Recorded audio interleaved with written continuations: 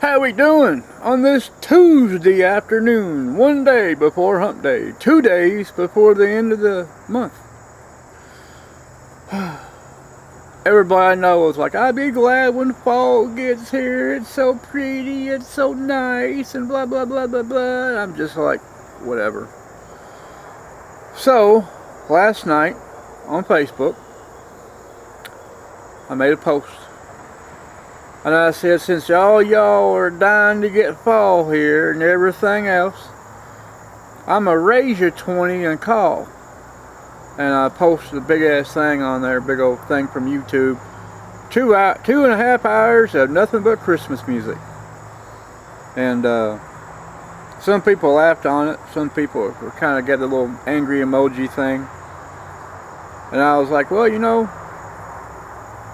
all wanted it, so here it is, because around here we get about 2, maybe 3 weeks of fall-ish temperatures, and it goes like straight to winter. So, and springtime's about the same way. We get about maybe a month of spring, and either it gets cold as hell, then goes to summer, or it goes straight to summer, and yeah, it's miserable. So, and for everybody that says climate change is a myth and all this other stuff, well, I hate to tell you, it ain't a myth, and it's not made up. It's definitely for true, and it's factual and everything else. Because I can remember, as a kid, growing up in the 1970s in Louisville, Kentucky, around Halloween, there was a lot of times it would start snowing around Halloween. And it would snow sometimes, say like the day of Halloween, or a couple of days after Halloween, up until like maybe Thanksgiving, or it would spit snow and it'd be nice and cold as hell. And, it would snow all the way up until about February and quit. Sometimes. And then in March, it'd kind of warm up a little bit, and then, in April it'd be nice and warm, and May would be nice and warm, and June would be average, and July, it'd be hot in July, but hot back then versus hot now was no comparison. Hot back then was like, 85, 90, maybe 95 if you really had a severe day. And then September was usually like your 90 to 100 degrees, and then it just kind of fell back, into coolness. And then eventually worked its way into winter. Now sometimes our winters go all the way up until about May sometimes. So yeah, explain that one to me if you don't believe in climate change. And there's a lot of times I can remember for a fact 3 to 4 years ago on Christmas Day wearing t-shirts and shorts and flip-flops because it was like almost 80 degrees during Christmas. Yeah. So, all y'all that say climate change is a hoax and everything else, no, it's not a hoax. And I can remember as a kid, we'd get sleet sometimes, but not very often. Anymore, our winters, we get nothing but ice. We get a little bit of snow, but we get a ton of ice. Tons and tons of ice. And, yeah, it makes for a kind of a rough time around here. But, what are you going to do? Take it one day at a time, and, you can't complain about it because it doesn't do any good. It doesn't do any good to bitch about it because nobody cares, and, it is what it is. Now, a buddy of mine did call me up on the phone a little while ago. I was talking to him, and he's like, hey man, do you got any more of that cowboy candy? And I said, no. He goes, well, can you make some? And I was like, yeah, I can make some. So, here soon, probably within, maybe before this coming Friday, I'm going to have to make me some cowboy candy so he can take some to work. He was talking about one of the guys up there he works with, and he's like, he goes, I'd really like to try a jar of that. So, I'm gonna make a couple of jars. I might not make a big jar. I might kind of like make a small jar, cause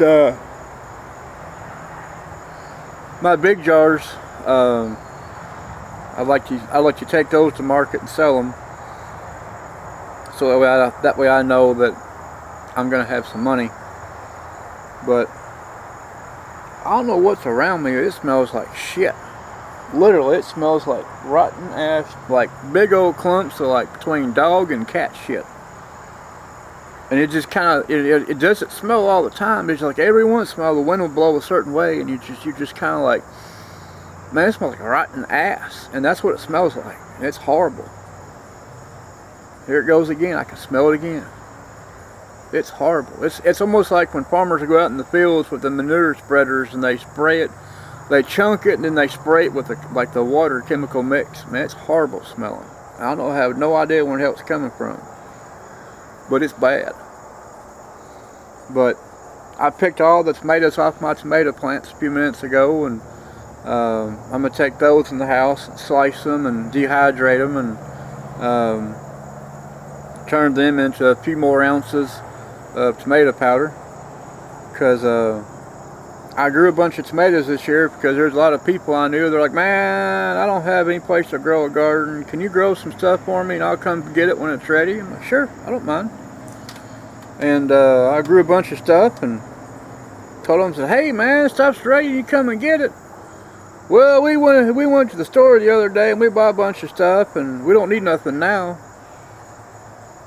Then why did I grow the stuff for you to come get? When it's ready, you don't come and get it. So I've been taking that and dehydrating it and grinding up in powders and chili flake and you name it. I'm like, fine, just go with me. More stuff I can use later on and use next year when I start going back to farmer's market again. So it is what it is. But I got a big old tub over here, not a big old tub, it's a decent sized bowl of tomatoes. I got a couple peppers, banana peppers. I got a thing of banana peppers in the counter in there. It's a 1 gallon old glass pickle jar. I made my pickle brine that I use on making my hot sauce stuff. And I got a bunch of sweet banana peppers, a couple mild banana peppers. And I do have maybe 4 small, and I say small, they're probably about that long, of cayenne pepper, just to give a little flavor. I got them in there. I'm letting them soak for, I don't know, maybe another day or two, and then I'm going to bring them out here to my little portable hot plate and plug it up outside and cook it down real good, and it gets nice and mushy, and grind it up and make between a sweet and a mild kind of hot sauce. And I shouldn't even call it hot sauce, but it's not going to be hot. It's going to be a flavor sauce. That's what I'm going to call it, a flavor sauce. And see how it turns out. You know, worst case scenario is I like it. So all it is. But since the days are a lot cooler now and I'm out here not sweating or anything, now I am getting eaten up by mosquitoes out here with my bare legs. They're chewing on me pretty good, but price you got to pay to make a video for YouTube. So nothing really going on, really. Nothing I can really say much of anything of interest, other than I got 5 more weeks of the farmer's market, and we got 13 Saturdays until Christmas. And yeah, you think 13 Saturdays, you're like, eh. Well, when we say 13 Saturdays to Christmas, it doesn't seem like that long. But if you're thinking from September right now to December, it seems like forever. But you know, 13 Saturdays ain't very long at all. And the only good thing I can say about that is, as soon as Christmas here and it's over with, it's that much closer to tax time. And when tax time comes this year, I'm getting my back room. Before anything else, I'm getting my back room.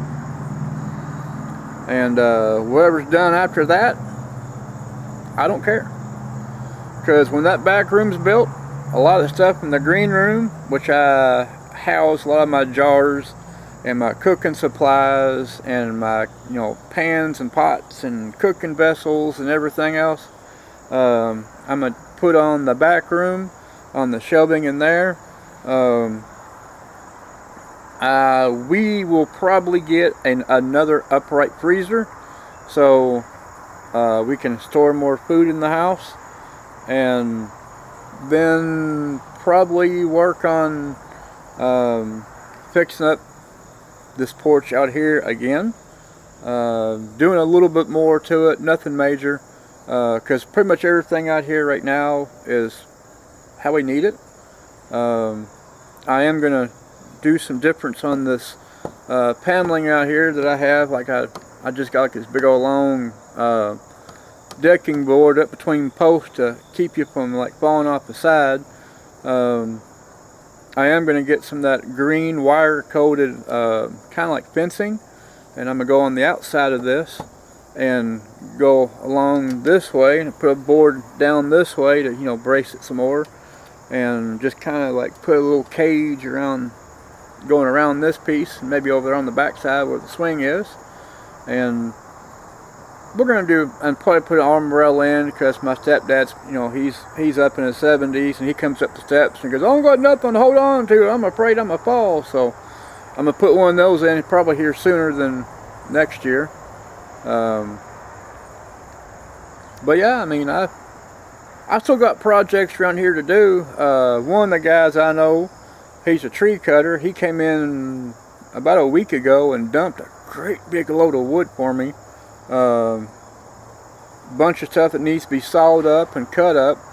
I was supposed to go get a chainsaw from one of the guys I know over in Bardstown, but when I was supposed to have gotten it, that's when the car went down with the starter, and I scratched my head, scratched my ass trying to figure what's wrong with the car, and never thought about checking the starter. So once the car's fixed, I'm going to Bardstown and getting the chainsaw, so I come over here, we start cutting this wood up. It's a bunch of oak and a bunch of hickory. There's a lot of branch pieces in there, things like, from about this big around to that big around, and chunks of wood in there that requires splitting. So once my father-in-law, once my stepdad's done with the log splitter he's using, I'm gonna go snag it and bring it over here, and we're gonna split all this wild cherry back on the back side, and a bunch of the oak and hickory over there in the log form, and I gotta make pile sections ready so I can put it over there and tarp it. It might not be ready to burn season-wise for Christmas time, people that need wood, but even if it's dry a little bit and green a little bit, it'll still burn, do its job, and that's all it really matters. So, of course, some people are like, you need to take the hickory and the oak and chunk it up decent size and sell it to these people who do all these barbecues on the side of the roads and stuff. And I'm like, well, most of them people already got suppliers they go to, or they get it themselves. I ain't gonna waste my time with them, and I'll just save it for whoever needs wood to burn. Or if we decide to have an outside little bonfire thing, I hate to use the word bonfire, but to me, bonfire to me is a big old pile of wood as big as my porch out in the middle of the field somewhere, and a bunch of drunk rednecks around it. But say a little small fire on the side yard and the little fire thing I built. We can do it out there, even when it's snowing, no big deal. But there's things I can be doing around here. I just kind of lazy, don't want to feel like doing it. But it is what it is. What are you gonna do? But I guess I'm gonna take my happy ass in there and see how my candle wax is doing, so I can start adding some fragrance to it, and see about pouring some candy cane candles for maybe this coming weekend for market. I haven't made my mind up yet. I gotta watch the extended forecast to get an idea of roughly what temperatures are going to be, because if it stays kind of cool, I'll definitely take some candles up there with me, and let a bunch of them military wives come up there and ooh and gaw and everything else and buy some candles from me, and a few other people as well. But yeah, about it really. I'll try to make another video I found a way I can download some of these videos now to where it's not a difficult chore, but I still got to keep them kind of in that 15-20 minute mark range, because that still takes about 45 minutes to an hour for it to download. So the longer I talk, the longer it takes to download, and the longer it takes to download, the faster a lot of times the thing will freeze up and it'll kick it off, and I got to start all over again. So y'all have a great day, and I'll see y'all again soon.